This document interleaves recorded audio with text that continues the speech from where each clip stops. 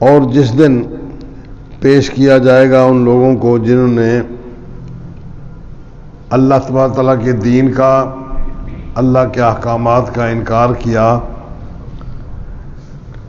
ان کو پیش کیا جائے گا آگ کے اوپر۔ اذھبتم طیباتکم، اور ان کو کہا جائے گا کہ تم اپنے حصے کی پاکیزہ چیزیں، مقدس مطہر کھانے، مقدس مطہر پہناوے، دنیا کا مال و دولت، زیب و زینت تم دنیا میں ختم کر چکے۔ واستمتعتم بہا، اور تم نے دنیا کے مزے لوٹ لیے۔ فالیوم تجزون عذاب الہون، آج تمہیں جزا دی جائے گی بے عزتی، توہین کا عذاب، بما کنتم تستکبرون فی الارض، بوجہ اس کے کہ تم دنیا میں تکبر کرتے رہے بغیر حق کے، تمہیں حق نہ پہنچتا تھا۔ وبما کنتم تفسقون، اور اس وجہ سے کہ تم دنیا میں فسق و فجور برپا کیے رکھا۔ یہ دو جرائم ان کے کھاتے میں ڈالے جائیں گے، ان کے کھاتے میں ڈال کر ان دو جرائم کے بدلے میں ان کو توہین والا، بے عزتی ہونے والا، مار پیٹ والا ان کو عذاب دیا جائے گا۔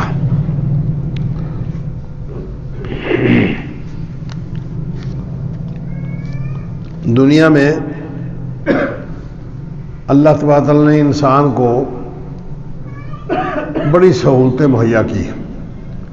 کوئی مومن ہے، کوئی کافر ہے، اللہ تبارک تعالیٰ نے اپنے ذمے کوئی شے نہیں دی، حتیٰ کہ جو بندہ اللہ تبارک تعالیٰ کی بات مانے گا وہ مسلمان ہے یا کافر ہے، اس سے غرض نہیں کہ کوئی مسلمان ہی اگر اللہ کی فرمانبرداری کرتا ہے تو اس پر اللہ تعالیٰ مہربانی کرتا ہے اور اس کو شفقتیں اور مہربانیاں عطا کرتا ہے، بلکہ اگر کوئی کافر بندہ بھی اللہ تبارک تعالیٰ کی فرمانبرداری کرتا ہے، اللہ کے رسول کی اطاعت کرتا ہے، تو اللہ تبارک تعالیٰ اس کا بدلہ بھی اس کو دیتا ہے کہ تو نے میرے رسول کی بات مانی ہے، میری بات مانی ہے، اس لیے دنیا میں زندہ رہنے کا تجھے حق ہے، دنیا میں تجھے خیر و برکت عطا کرنے کا حق۔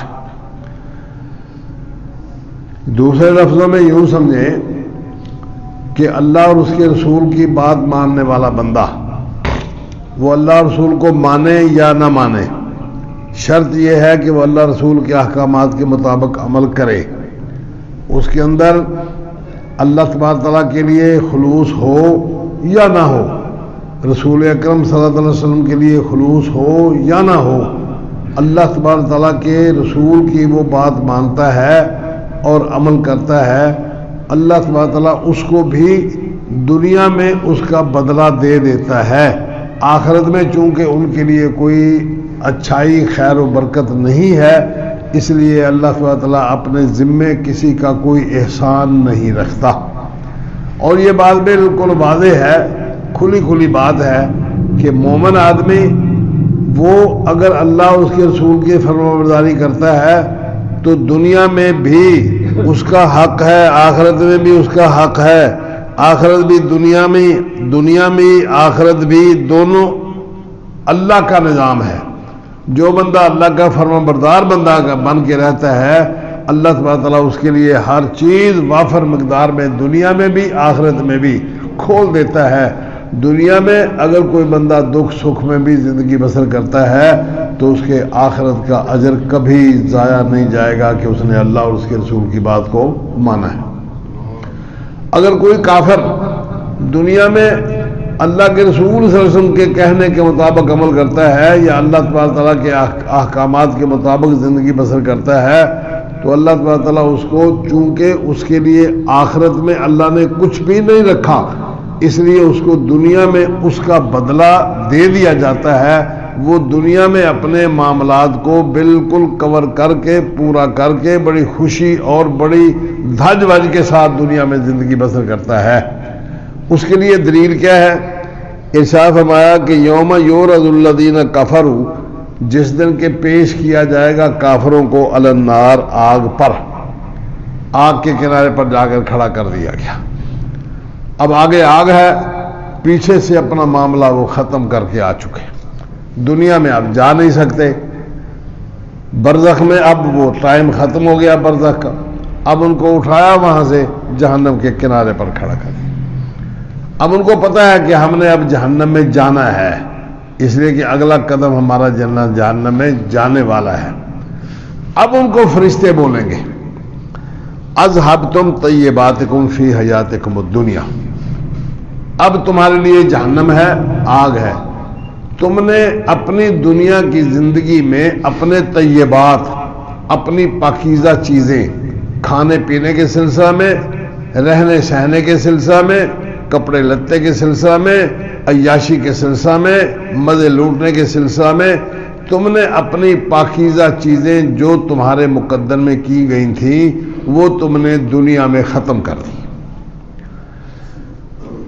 نبی اکرم صلی اللہ علیہ وسلم نے ارشاد فرمایا کہ جب مردہ جہنم اس میں قبر میں چلا جاتا ہے تو قبر میں جانے کے بعد اللہ تبارک تعالیٰ اس کے لیے جو اس نے مقدر کیا ہوا ہے اس کے لیے وہ چیز اور جو اس کے حصے کی چیز چھین لی گئی ہے دونوں کے پردے کھول دیتا ہے.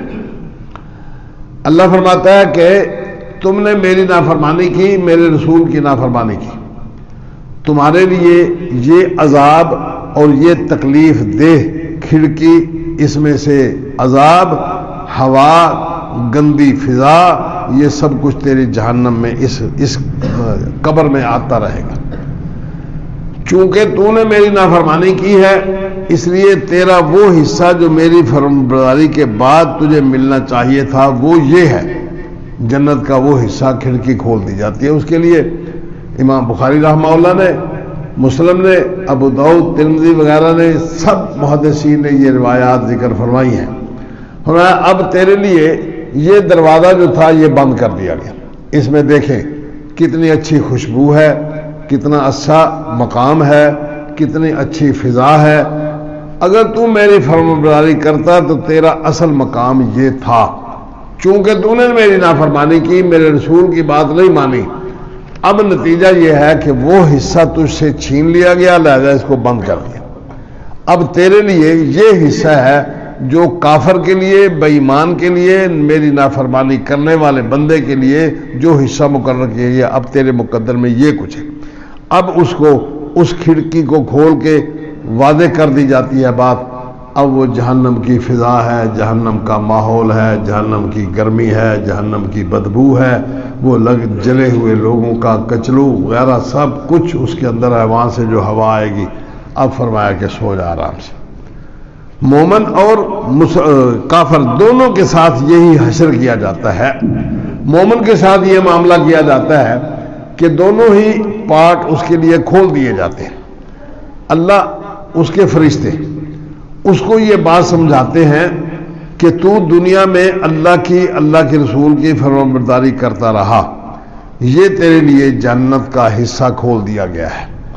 اگر کہیں تو اللہ اور اس کے رسول کی نافرمانی کرتا ہوا ملتا تو تیرے لیے یہ حصہ جہنم کا مقدر کیا گیا تھا. اب اس کے لیے وہ تھوڑا سا حصہ کھول کے اس کو دکھا دیا جاتا ہے. اس کی گرمی, اس کی سردی, اس کا سب کچھ اس کے سامنے آ جاتا ہے. بدبو کے بھبو کے بھی آ جاتے ہیں, سب کچھ اس کا وہ منظر سامنے آ جاتا ہے. اور پھر اس کو یہ بات واضح کر دی جاتی ہے کہ یہ تجھ سے چھین لیا گیا, ختم کر دیا گیا. کیوں؟ کہ تو نے اللہ اور اس کے رسول کی فرمانبرداری کی ہے, لہذا یہ حصہ تیرا پارٹ ختم. اب تیرے لیے جو اللہ نے مقدر کیا ہے وہ یہ جنت کے یعنی مرحلے سے پہلے, مرنے کے بعد دوبارہ اٹھنے سے پہلے کا یہ مرحلہ ہے. یہیں سے کام شروع ہو جاتا ہے. بلکہ اس سے بھی پہلے فرشتے اس کو آگے پکڑ لیتے ہیں, لاؤ بھائی تو نے اللہ کی نافرمانی کی, اللہ کے رسول کی نافرمانی کی. یضربون وجوہہم وادبارہم, فرشتے اس کافر کو, بے دین بندے کو اس کے منہ پر تماچے مارتے ہیں اور اس کی دبر کوٹتے ہیں. یضربون, قرآن مجید کہتا ہے یضربون وجوہہم وادبارہم, ان کے وجوہ چہروں کو پیٹتے ہیں, تھپڑ مارتے ہیں. اخرج, نکال اپنی جان یہاں سے, باہر کر. کیوں سنبھالے پھرتا ہے تو اس کو نکال باہر کا. فرمایا پھر وہ چھپتا ہے، بھاگتا ہے، کوشش کرتا ہے، کبھی ادھر کبھی ادھر، لیکن وہ جا تو نہیں سکتا کہیں. آپ سب سے ارشاد فرمایا کہ مومن کی جان اس طرح نکل جاتی ہے جس طرح آٹے سے بال کھینچ لیا جاتا ہے. بظاہر اگرچہ اس کو تکلیف محسوس ہوتی ہے، لیکن وہ تکلیف محسوس اس لیے ہوتی ہے کہ اس کے جو رہے کھوئے تھوڑے بہت جو اعمال کمی کوتاہی کی طرف رجحان کرتے ہیں، وہ جان نکلنے کے وقت ان کو ختم کرنا مقصود ہوتا ہے. نبی اکرم صلی اللہ علیہ وسلم کو موت کے وقت اتنی تکلیف ہوئی. بی بی عائشہ رضی اللہ تعالیٰ فرماتی ہے کہ میرے ذہن میں یہ بات تھی کہ مومن آدمی وہ بڑے آرام سکون سے مر جاتا ہے، کافر آدمی کو تکلیف ہوتی ہے. لیکن جب میں نے نبی اکرم صلی اللہ علیہ وسلم کی تکلیف دیکھی، محسوس کیا میں نے کہ اگر 70 آدمیوں پر وہ تقسیم کر دی جائے تکلیف کو، 70 کے 70 آدمی موت کے گھاٹ اتر جائیں، برداشت نہ کر سکے. نبی چونکہ اس کی قوت ایمانی بہت مضبوط ہوتی ہے، اس کی نیکیاں بہت زیادہ ہوتی ہیں، اس لیے کوئی ذرہ برابر بھی کہیں کوئی کوتاہی جو اس کی اپنی نہیں ہوتی. نبی صلی اللہ علیہ وسلم نے شاہ فرمایا ایک دفعہ، یار تم لوگ آتے ہو مسجد میں آ کے پیچھے وضو نہیں صحیح بناتے، میرے پیچھے آ کے کھڑے ہو جاتے ہو، تمہارے اس کمی کوتاہی کا اثر مجھ پر پڑتا ہے. سفید کپڑا، بالکل چٹا سفید کپڑا، اس کے اوپر دور سے ہی دھبا نظر آ جاتا ہے. کوئی تھوڑا سا سیاہی کا چھینٹا پڑ جائے تو سفید کپڑے پر نمایاں ہو جاتا ہے. اب نبی اکرم صلی اللہ علیہ وسلم کی اپنی ذات کے کوئی گناہ نہیں، معصوم عن الخطا، لیکن معاشرے کے اندر رہتے ہوئے کسی دوسرے بندے کے برائی کے اثرات جو فضا میں اڑ کے پہنچ جاتے ہیں، ہوا کے ذریعے سے پہنچ جاتے ہیں، گفتگو کے ذریعے پہنچ جاتے ہیں، ماحول اور معاشرے کے اثرات طبیعت پر اثر کر لیتے ہیں. نبی کی طبیعت انتہائی حساس اور بہت ہی نازک ہوتی ہے، وہ کسی دوسرے کے اثرات کو بھی فٹافٹ قبول کر لیتا ہے، پھر اس کے بعد معافی اطلافی ہو جاتی ہے، ختم ہو جاتا ہے سلسلہ. آپ سب سے میں یہ بات ارشاد فرمائے کہ تم اپنے وضو کو صحیح نہیں بناتے ہو، میرے پیچھے آگے کھڑے ہو جاتے ہو، اس کا نتیجہ یہ نکل جاتا ہے کہ میں الجھ جاتا ہوں، مجھے قرآن مجید کی عبارتیں بھول جاتی ہیں. میں قرآن مجید پڑھنا چاہتا ہوں لیکن یخالجنی القرآن، قرآن مجید میرے ساتھ مخالجت کرتا ہے، خلجان پیدا کرتا ہے. میرے سامنے آ کر وہ باتیں، وہ ذمہ داریاں جو قرآن مجید نے لگائی ہوتی ہیں اس کے اندر میں بھول جاتا ہوں، پڑھنا بھول جاتا ہے.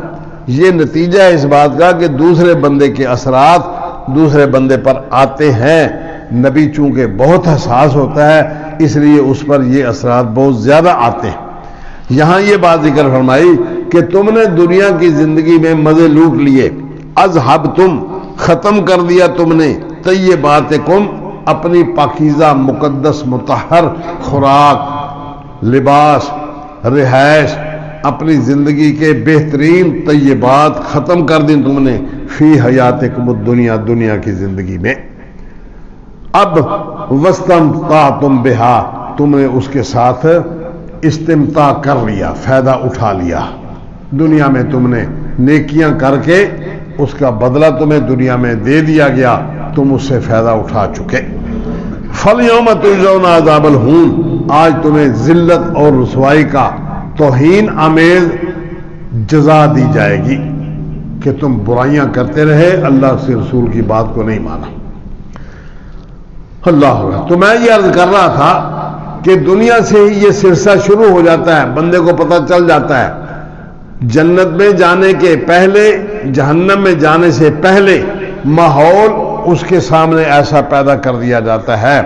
فرعون کے بارے میں اور اس کی قوم کے بارے میں قرآن مجید نے ذکر فرمایا کہ جب ان کو جہنم، اس کو سمندر میں ڈبو دیا گیا تو اللہ تبارک نے اس کو ارشاد فرمایا ڈبو دینے کے بعد، الجوم تجزون، آج ننجی کا بے بدنے کا، ہم تجھے نجات دیں گے تیرے وجود کو، تو پانی میں رہ کے گل سڑ نہیں جائے گا، تجھے مچھیاں نہیں کھائیں گی، कच्छु कुम्मे तेरा कुछ भी नहीं बिगाड़ेंगे, तू यहां महफूज रहेगा।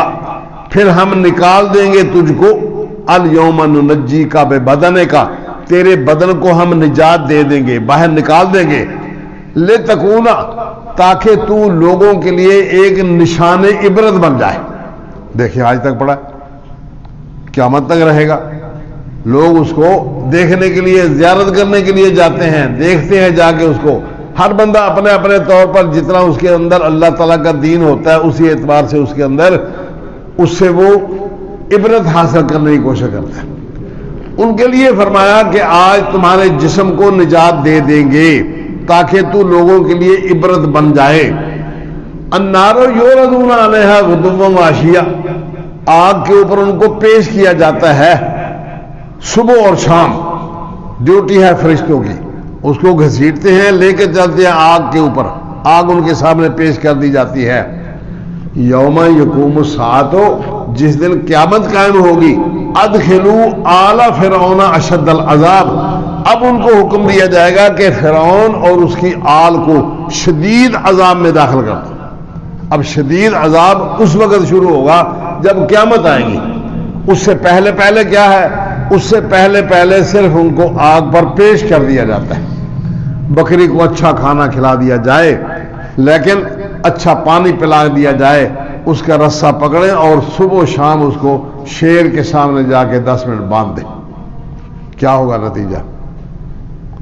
क्या होगा नतीजा? सब कुछ उसका खाया पिया सब कुछ धरे का धरा रह जाएगा, खुराक काम नहीं देगी। उसको पता है कि ये बंदा, ये शेर सामने खड़ा है, ये मुझे अभी हमला करके खत्म कर देगा। वहां नहीं जाएगी वो, लेकिन उसको मजबूरन खड़ा कर दिया जाता है। अब आले फिरौन को और फिरौनियों को सबको जहन्नम के ऊपर पेश किया जाएगा सुबह शाम। अब भी पेश हो रहे हैं, उस वक्त से शुरू हुआ है, क़यामत तक चलेगा सिलसिला। कुरान मजीद ने ये बात जिक्र की है कि उनको पेश किया जाता है जिस दिन क़यामत कायम होगी। कहा जाएगा अदखिलू आला फिरौना अशद्दल अज़ाब, शदीद अजाब में अब इनको दाखिल कर दो। अब इससे ये बात साबित होती है, कुरान मजीद ने मुख्तलिफ मकामात पर भी ये बात जिक्र की है कि जो लोग दुनिया में अल्लाह और उसके रसूल की बात नहीं मानते, क़यामत से पहले पहले उन लोगों को अजाब के मजे चखा दिए जाते हैं, पेश कर दिया जाता है अजाब पर। उनके लिए कोई अच्छाई, कोई खैर, कोई भलाई, कोई बरकतें उसके लिए मरने के बाद उसके मुकद्दर में कुछ नहीं। कुरान मजीद कहता है कुल हल नुनब्बिउकुम बिल अख्सरीना आमाला, आप इनको कहें क्या मैं तुम्हें बताऊं कि जो अपने अमल के एतबार से सबसे ज्यादा अक्सर, इसम तफसील का सीधा, जैसे अकबर, अल्लाह अकबर, अकबर का माना है सबसे बड़ा, अक्सर का माना सबसे ज्यादा नुकसान में, खसारे में, कायनात में जिंदगी गुजारने वाले लोग। फरमाया मैं तुमको बताऊं कि जो सबसे ज्यादा खसारे में रहने वाले लोग हैं, अल्लज़ीना ज़ल्ला सायुहुम, जिन लोगों की मेहनत, मशक्कत, कोशिश, साई उनकी खत्म हो गई, फिल हयात दुनिया, दुनिया की जिंदगी में, वहम यहसबूना, और वो समझते रहे, अन्नहुम युहसिनूना सुनआ, कि वो बड़ा नेकी का काम कर रहे हैं। वो समझते रहे कि हम बहुत नेकी का काम कर रहे हैं। नेकी का काम इसलिए हो गया, नेकी का काम इसलिए हो गया कि उनके ज़हन में ये सब नेकियां थी, अल्लाह के रसूल की नाफरमानी भी उनको नेकी समझाई गई। बिदात और अपनी मर्जी से किए हुए अल्लाह करके अल्लाह के रसूल सल्लल्लाहु अलैहि वसल्लम की मुखालफत में सारे के सारे आमाल वो उनको नेकी समझ कर कराए गए। उनको समझ आई कि ये नेकी है। अब देखें अल्लाह के रसूल सल्लल्लाहु अलैहि वसल्लम की हयात मुबारक में मैं सादा सी मिसाल देता हूँ। आप सल्लल्लाहु अलैहि वसल्लम की हयात मुबारक में आपके कितने अजीज फौत हुए, कितने रिश्तेदार फौत हुए। उनके 3रा दिन भी आया, 10वां दिन भी आया, 12वां भी आया, 11वां भी आया, सारे दिन गुजरते गुजरते गुजर गए।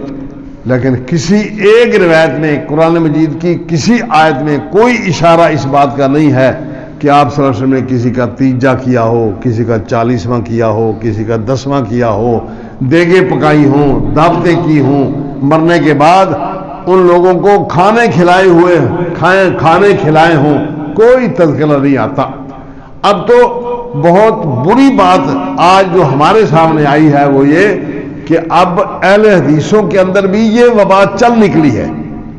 وہ چوتھا کرنا شروع کر دیا انہوں نے، پانچواں کرنا شروع کر دیا کہ جی وہ تو بدعت تو بریلویوں کے لیے ہے، بدعت تو دیوبندیوں کے لیے ہے، بدعت تو غیر مسلموں کے لیے ہے، ہم تو یہ بدعت نہیں کر رہے، ہم تو چوتھا دن وہ گزر گیا، ان کی جو بدعت تھی گزر گئی، اب بھی وہ چوتھا تیسرا ان کا گزر گیا، اب چوتھا آپ نے شروع کر دیا۔ فرق کیا ہوا؟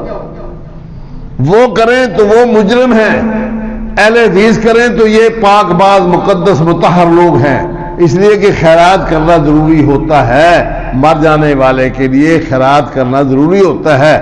چوتھے دن کر لی جائے، 10ویں دن کر لی جائے، مہینے بعد کر لی جائے، جلسہ کرا لیا جائے، یہ بڑے میٹھی گولیاں اوپر اس کے ملمہ سازی کر کے میٹھی گولیاں پکائی جاتی ہیں۔ بکرے ذبح ہوتے ہیں، وہ کٹے ذبح کرتے ہیں، یہ بکرے ذبح کرتے ہیں، اس لیے کہ نیا نیا خون ہوتا ہے، نیا نیا مال ہوتا ہے، نئی نئی بدعت ہوتی ہے، شیطان بڑے ورغلا کے ان کو ایسا چکمہ دے کر سیدھا کرتا ہے کہ بالکل اپنی اہل حدیثیت بھی گئی، دین بھی گیا، اسلام بھی گیا، بدعت۔ نبی اکرم صلی اللہ علیہ وسلم نے شاہ فرمایا کہ جس بندے کے اندر بدعت آ جاتی ہے اس سے سنت اٹھ جاتی ہے، پھر کبھی دوبارہ سنت وہاں واپس نہیں آتی۔ کوئی بندہ جب نیکی سمجھ کر ایک کام کو کرنا شروع کر دے گا تو کہاں اس کو اس نیکی سے ہٹانے کا کوئی موقع ہو؟ تو نیکی ہے، ثواب سمجھ کر کر رہا ہے، جیسے ہی وہ ثواب سمجھ کے شروع کرے گا بس اپنا دین برباد کر لیا اس نے، اولاد برباد کر لی، مال برباد کر لیا، اللہ رسول کی مخالفت مول لے لی، نتیجہ کیا نکلا؟ اللہ تبارک تعالیٰ کا قانون بڑا حساس ہے، اس لیے یہاں فرمایا قُلْ هَلْ نُنَبِّئُكُمْ بِالْأَخْسَرِينَ أَعْمَالًا، آپ ان سے پوچھیں میں تم کو بتاؤں کہ عمل کے اعتبار سے سب سے زیادہ خسارے میں کون ہے؟ الذین ضل سعیہم فی الحیات الدنیا، وہ لوگ جن کی کوشش محنت مشقت دنیا کی زندگی میں ختم ہو گئی، وہم یحسبون انہم یحسنون صنعا، اور وہ سمجھتے رہے کہ ہم بڑا نیکی کا کام کر رہے ہیں۔ وہ نیکی کا کام کیسے؟ ان کو شیطان نے نیکی سمجھا کر یہ کام کیا۔ دیکھیں آدم علیہ السلام کو اس نے قسمیں اٹھائیں، وقاسمہما، اور اس نے ان دونوں کے لیے قسمیں اٹھائیں، انی لکما لمن الناصحین، میں تمہارے لیے بہت خیر خواہ ہوں، نصیحت کرنے والا ہوں، خیر خواہی کرنے والا ہوں، میری بات کو مانو، میں حقیقت کو سمجھتا ہوں، آپ تو اب آئے جنت میں، چند دن کے بعد تمہیں نکال دیا جائے گا، میں اس جنت میں رہنے والا ہوں، اس ماحول کو سمجھتا ہوں۔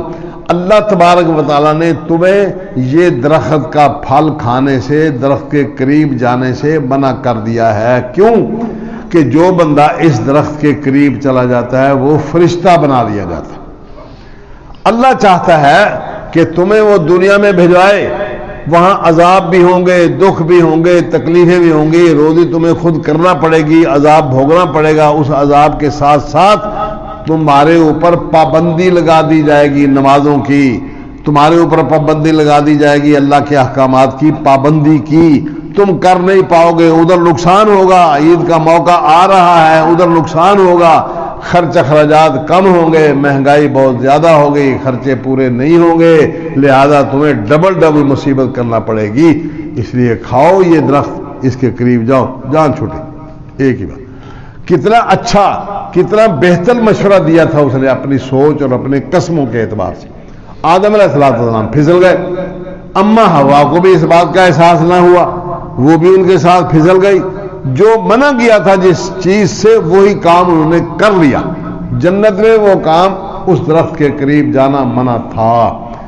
اسی طریقے پر یہاں دنیا کے اندر اہل حدیثوں کو بھی چکر دیا جاتا ہے کہ جی وہ تو وہ کرتے ہیں، ہم نہیں کرتے، ہم تو بدعت سے پاک ہیں، حالانکہ ہوتی وہ بدعت ہے۔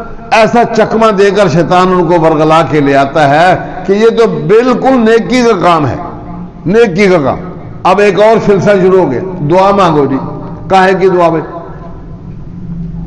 جنازے میں تو مانگی نہیں جو اللہ کے رسول صلی اللہ علیہ وسلم نے مانگیاں تھیں، وہ تو مانگی نہیں، اس کو وہ تو آتی نہیں. اب 37 سیکنڈ کا پورے کا پورا 37 سیکنڈ کا جنازہ اللہ اکبر ہوئی، بس اس کے بعد پھر اللہ اکبر، پھر اللہ اکبر، پھر اللہ اکبر، اور چوتھی اللہ اکبر کا سلام، اور ٹوٹل ٹائم کیا لگا 37 منٹ. بھائی وہ ماں ہے آپ کی، ابا ہے آپ کا، بھائی ہے آپ کا، بیٹا ہے، اس نے آپ کو پرورش کیا، پالا بڑھایا، کھانا کھلایا، کپڑے پہنائے، تمہیں عزت دی، تمہیں مال دیا، جائیدادیں دی تمہیں، صرف اتنے کام کے لیے وہ ساری زندگی آپ کے لیے کام کرتا رہا. آپ نے 37 سیکنڈ کے اندر اس کا جنازہ پار کر دیا. چلو جاؤ جی لے جاؤ اسے. بھئی یہ کیا ظلم زیادتی ہے، کس قدر ظلم ہے، یہ کس قدر زیادتی ہے کہ یہ سب کچھ ہو رہا ہے، نیکی کے کام پر ہو رہا ہے. آپ نے کبھی سوچا کہ ایسے جنازہ پڑھنے والے لوگ بعد میں دعا کیوں مانگتے ہیں؟ بعد میں دعا کیوں مانگتے ہیں؟ کیا ضرورت پڑی ہے دعا مانگنے؟ بھئی جہاں جنازہ پڑھا، نبی صلی اللہ علیہ وسلم نے جو دعائیں مانگی وہ تو بندے نے مانگی نہیں.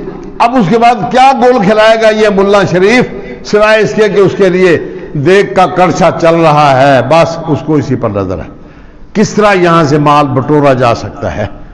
اللہ کے لیے اپنے اعمال کو برباد نہ کریں. جہاں اللہ تبارک تعالیٰ کے رسول صلی اللہ علیہ وسلم کا حکم نہیں ہے وہ کام نہیں ہے، اللہ تبارک تعالیٰ کے یہاں قبول نہیں ہے. ایسے ہی خام خواہ ٹکرے مار مار کے اپنا مال ضائع کر کر کے، اپنی انرجی ضائع کر کر کے بربادی کی طرف اشارہ نہ کریں. آپ صرف ایک بات دنیا میں، ایک بات، اس کام پر اللہ کے رسول کی مہر ہے، بس. نہیں ہے، نہیں ہے، یہ کام ہی نہیں، ہم نے کر رہے نہیں. ایک اصول ہے، کوئی راضی ہوتا ہے، کوئی ناراض ہوتا ہے، دنیا میں کسی کو راضی نہیں کیا جا سکتا. ایک اللہ اس کے رسول کی بات کو مانا جا سکتا ہے. یہاں ارشاد فرمایا کہ میں تمہیں بتاؤں جو سب سے زیادہ نقصان میں ہیں عمل کے اعتبار سے، الذین ضل سعیہم، وہ لوگ جن کی محنت مشقت ختم ہو گئی فی الحیات دنیا، دنیا کی زندگی میں، وہم یحسبون انہم یحسنون صنعا، اور وہ سمجھتے رہے کہ ہم بہت نیکی کا کام کرتے ہیں. اولئک الذین کفروا بآیات ربہم، یہ وہ لوگ ہیں جنہوں نے اللہ تعالیٰ کے احکام ماننے سے انکار کر دیا، ولقائہ، اور اللہ تعالیٰ کے سامنے کھڑے ہونے کا بھی انکار کر دیا. عملی طور پر وہ لوگ نہیں سمجھتے کہ ہمیں اللہ کے سامنے پیش ہونا ہے. جب ایک بندے کو ہر وقت اس کے ذہن پر یہ دباؤ رہے کہ میں بغیر بسم اللہ کے کھانا کھا رہا ہوں، کل کو اللہ کے سامنے پیش ہونا ہے، اس میں برکت دنیا میں نہیں ملے گی، اللہ کے احکامات پر عمل نہیں کر رہا، کیا جواز پیش کروں گا؟ بائیں ہاتھ سے کھانا شروع کر دیا، کیا جواز پیش کروں گا؟ جب اللہ کے رسول صلی اللہ علیہ وسلم نے مسلمان کی اور شیطان کی آپس میں یہ مثال دے کر بات سمجھائی. یہ چھوٹی چھوٹی باتیں ہیں، جب تک ان چھوٹی چھوٹی باتوں پر عمل نہیں توجہ کریں گے، بڑی بڑی باتوں پر عمل اور توجہ نہیں ہو پائے گی. اس لیے بنیادی طور پر ان چھوٹی چھوٹی باتوں کو ذہن میں رکھ کے پھر آگے بڑھنا ہے. فرمایا اولئک الذین کفروا بآیات ربہم ولقائہ، یہ وہ لوگ ہیں جنہوں نے اللہ تعالیٰ کی ملاقات اور اللہ تبارک تعالیٰ کے سامنے پیش ہونے کا انکار کر دیا. اب جس بندے کو اس بات کا احساس نہیں ہے کہ میں نے جوتا دائیں پاؤں سے پہلے شروع کرنا ہے پہننے کے لیے اور بائیں پاؤں سے پہلے شروع کرنا ہے اتارنے کے لیے، اس کو اس بات کا احساس نہیں ہے، وہ دعوت کرتے ہوئے کہاں یہ احساس کرے گا؟ اس کے تو جذبات ابھرے ہوئے ہیں. اس کا باپ فوت ہو گیا، اس کی ماں فوت ہو گئی ہے، اس لیے اس نے اب ماں باپ کے لیے جائیداد تو ساری اس نے ہضم کر لی، بہنوں کا حصہ کھا لیا، بھائیوں کا حصہ کھا لیا، اب اس میں سے وہ تقسیم کر رہا ہے اپنے باپ کے لیے. ہے نا دھوکہ؟ اپنے آپ کو بھی دھوکہ، دوسروں کو بھی دھوکہ، قیامت کو بھی دھوکہ، سب کو دھوکہ. فرمایا انہوں نے اپنے اللہ کے ساتھ ملاقات کرنے کا انکار کر دیا. فحبطت اعمالهم، ان کے اعمال ضائع ہو گئے، حبط ہو گئے. فلا نقیم لهم یوم القیامت وزنا، ہم ان کے لیے قیامت والے دن ترازو لگائیں گے ہی نہیں. گنجی نچوڑے گی یا نہائے گی کیا؟ نچوڑے گی کیا؟ بالوں میں کوئی شے ہوگی تو نچوڑے نا. اب اس کے پلے شاہی کو نہیں، اس کے لیے تولنے کے لیے کیا رکھے گے؟ ہم ترازو میں کیا چیز رکھیں گے؟ بھائی آپ کے پلے کچھ ہوگا تو ترازو میں ایک طرف آئے گا، دوسری طرف باٹ رکھے اس کو تولا جائے گا. جب شاہی کو نہیں تو باٹ رکھیں گے کس لیے؟ فرمایا لا نقیم لهم یوم القیامت وزنا ذالک جزاؤہم جہنم، یہ وہ لوگ ہیں جن کا بدلہ جہنم ہے، بما کفروا، بوجہ اس کے کہ انہوں نے اللہ اور اس کے رسول کی بات ماننے سے انکار کر دی. واتخذوا آیاتی، انہوں نے میرے احکامات کو، ورسولی اور میرے رسولوں کو انہوں نے مذاق بنا لیا، مذاق سمجھ لیا، ہوا مذاق۔ ان الذین آمنوا وعملوا الصالحات، ہاں جو لوگ ایمان لے آئے اور نیک عمل کیے، کانت لہم جنات الفردوس نزلا، ان کے لیے جنت الفردوس بطور مہمانی کے ہم پیش کریں گے، خالدین فیہا، اس کے اندر ہمیشہ رہیں گے، لا یبغون عنہا حولا، وہاں سے وہ کسی دوسری طرف نہیں جانے کی ضرورت محسوس کریں گے، ہمیشہ۔ اب یہ دو باتیں بالکل کھلی کھلی، مومن اور کافر، اللہ کے رسول کی بات ماننے والا اور اللہ کے رسول کی بات کا انکار کرنے والا۔ اب انکار کرنا ہے دو تین طریقوں کا، ایک تو انکار ہے میں نہیں مانتا، کیا ہوتا ہے رسول، چھوڑو کچھ بھی نہیں، ایسے ہی بس دنیا میں چکر چلایا ہوا ہے ملا لوگوں نے، ایک تو یہ انکار ہے۔ دوسرا یہ کہ نہ جی اللہ کے رسول سر آنکھوں پر، لیکن بات وہی کرنی ہے جو اپنے باپ باپ نے سکھائی ہے، اس کی بات نہیں ماننی، عمل وہی کرنا ہے جو برادری کہتی ہے۔ کیا برادری کو چھوڑ دیں، آپ کی بات مان لیں، برادری کو چھوڑ دیں؟ جو بندہ اللہ اور اس کے رسول کی بات کے بالمقابل برادری کو قبول کر لیتا ہے وہ انکار نہیں کر رہا، لیکن عملی طور پر وہ منکر ہے اس بات کا۔ یہودیوں، عیسائیوں، سکھوں اور ہندوؤں کے رواج پر عمل کر کے اپنی خوشیوں کو دوبالا کرنا، ان کی رسم و رواج کو سامنے لے آنا۔ اب ساری زندگی تو بچے کو قرآن مجید پڑھایا نہیں، بچی کو قرآن مجید کی تعلیم دے دی، جس دن جناب اس کی شادی ہے، وہ رخصت ہو رہی ہے، اس دن پلیٹ اوپر رکھ کے قرآن مجید اس کے اوپر رکھ دیا اور دیا جلا کے اس کے سائے میں اس کو رخصت کر دی، کیا فائدہ ہوگا بھائی؟ اس سائے کا کوئی فائدہ ہے؟ اس سائے کا کیا نتیجہ نکلے گا سوائے اس کے کہ جوتے لگیں گے ٹھیک ٹھاک طریقے پر کہ 20 سال 18 سال تک تو اس بچی کو پڑھایا کچھ نہیں، اب اس کے لیے سایہ کر رہے ہو، کاہے کا سایہ؟ وہ بھی قرآن مجید کا سایہ، قرآن مجید کے نیچے نیچے لے کے چل دیں، یہ کیا ہے؟ کوئی عقل ہے، شعور ہے، دین ہے اس کو کہتے ہیں؟ اللہ اور اس کے رسول کی کوئی طرف سے دلیل ہے؟ اہل حدیث ہونے کے باوجود اگر کوئی بندہ ایسے انداز میں زندگی بسر کرتا ہے تو ایسے بندے کو مار پڑنی چاہیے، واقعہ تن پڑنی چاہیے جب اللہ رسول کی بات نہیں مانا گئی۔ اللہ اکبر۔ آگے ارشاد فرمایا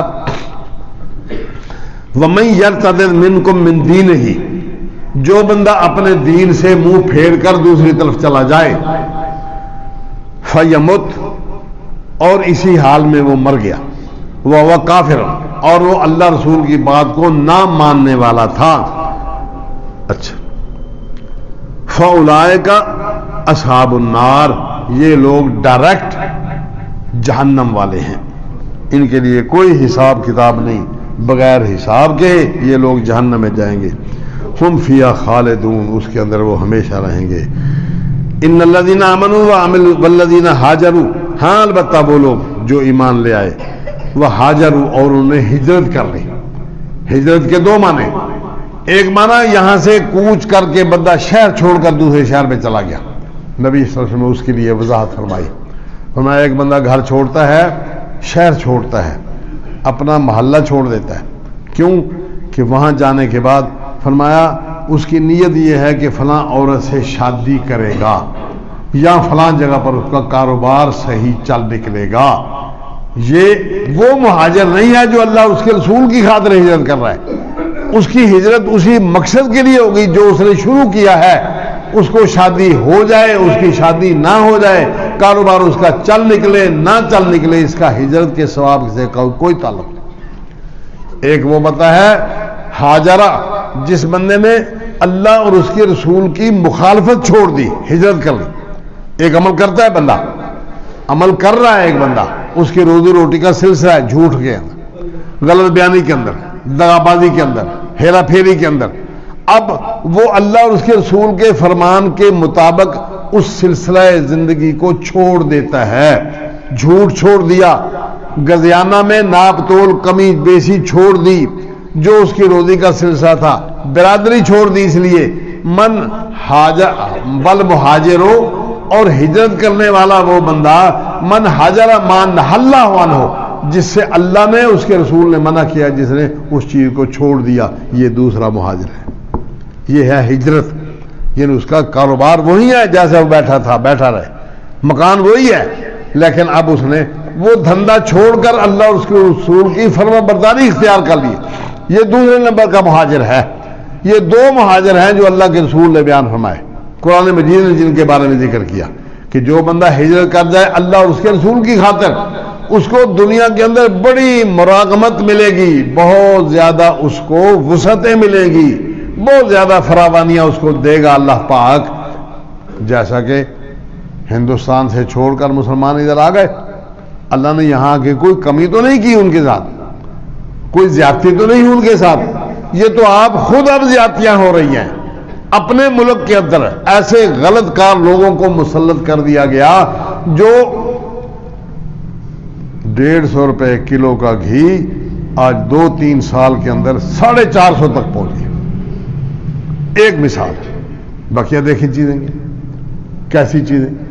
یہ اللہ تعالیٰ کی طرف سے نہیں ہے، یہ ہماری اپنی کوتاہیاں ہیں. ہم اپنی کوتاہیوں کا نتیجہ یہ نکالا جا رہا ہے. ہمارے اپنے مسلط کردہ لوگ ہمارے ساتھ یہ زیادتیاں کر رہے ہیں. اللہ تعالیٰ ہمیں ہر ظالم کے ظلم سے نجات عطا کرے. اچھا جی، تو ارشاد فرمایا کہ ان الذین آمنوا والذین ہاجروا وجاہدوا فی سبیل اللہ، جن لوگوں نے ہجرت کی، ایمان لے آئے، پھر ہجرت کی اور اللہ کی راہ میں انہوں نے کوشش کی، اولئک یرجون رحمت اللہ، یہ اللہ تعالیٰ کی رحمت کی امید رکھتے ہیں. واللہ غفور رحیم، اللہ تعالیٰ بخشنے والا مہربان ہے. من یرید الحیات الدنیا، جو بندہ دنیا کی زندگی چاہتا ہے. اب دیکھیں ہمارے موضوع کے ساتھ بالکل کھلی آیات. جو بندہ دنیا کی زندگی چاہتا ہے، وزینتہا، اور دنیا کی زیب و زینت ہی چاہتا ہے، اس کا مطمع نظر دنیا کے اندر صرف دنیا کمانا ہے، دنیا میں اچھی سے اچھی چیزوں کو اکٹھا کرنا ہے، دولت زیادہ کمانا ہے، اور دنیا کی زیب و زینت، چکا چوند روشنی زیادہ سے زیادہ اکٹھی کرنا مقصود ہے. نوفی الیہم اعمالہم، ہم ان کے اعمال کو پورے کا پورا ان کو دے دیتے ہیں.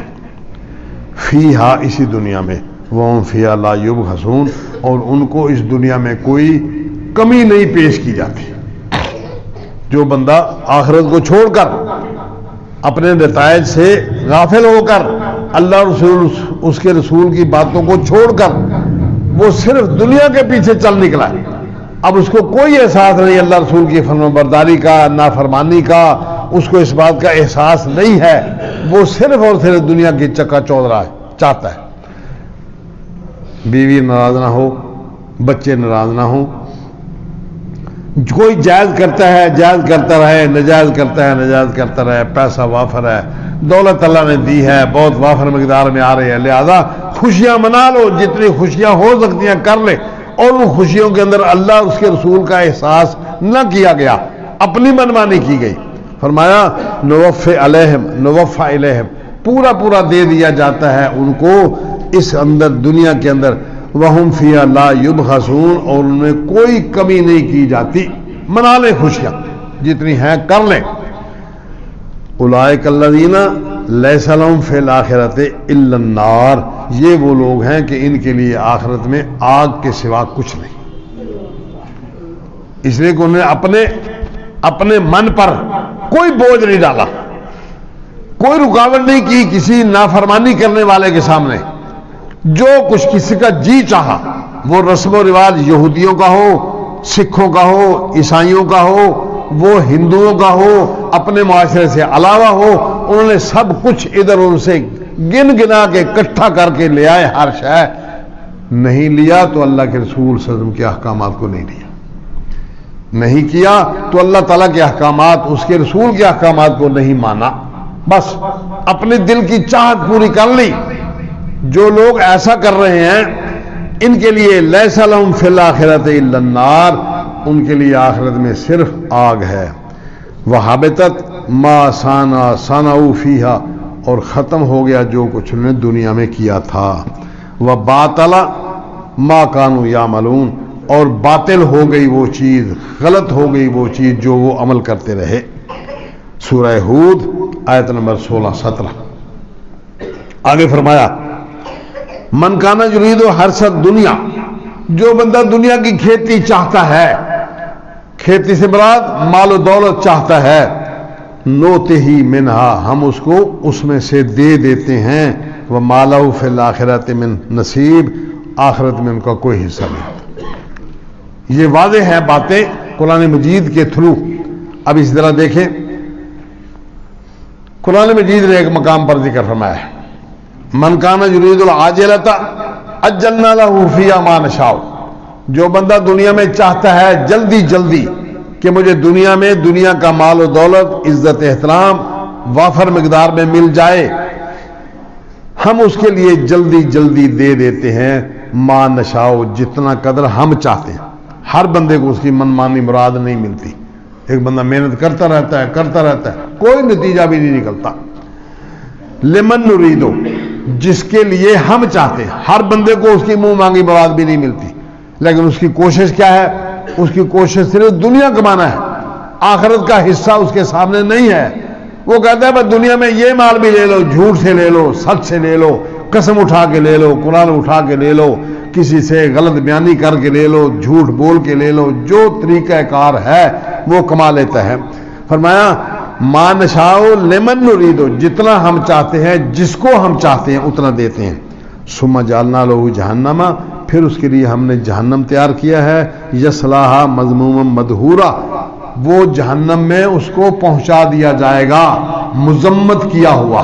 مذمت کا معنی اس کی ملامت کی جائے گی، اس کو مدحورا، اس کو جائے گا نہیں، دھکا دے کے اس کو پھینک دیا جائے گا۔ ومن اراد الاخرۃ، اور جو بندہ آخرت کا ارادہ کرتا ہے، وسعی لھا سعیھا، اور آخرت کے لیے کوشش کرتا ہے، وہو مومن، شرط یہ ہے کہ وہ مومن ہو، اللہ رسول کی بات ماننے والا ہو، اللہ رسول کے ان کو پیٹھ دکھا کے جانے والا نہ ہو، دنیا کی کوشش کرتا ہے، کوشش کرے۔ قرآن مجید نے فرعون کا ذکر کیا، اس کے ساتھ ساتھ دوسرے لوگوں کا ذکر کیا، اور اس کے ساتھ ہی حامان کا ذکر کیا، اس کے وزیر کا، اور ساتھ ہی ساتھ قارون کا ذکر کیا۔ قارون کے بعد بڑا خزانہ تھا، بہت مال تھا۔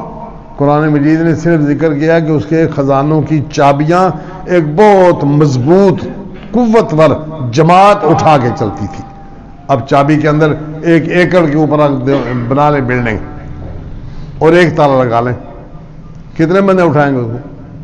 لیکن اس کے پاس اتنی چابیاں تھیں، زیادہ چابیاں نہ تھیں، خزانہ اتنا زیادہ تھا کہ یہاں بھی خزانہ، وہاں بھی خزانہ، اور ایسے بڑھتے چابیاں ایک بہت بڑی جماعت اٹھا کے چلتی تھی۔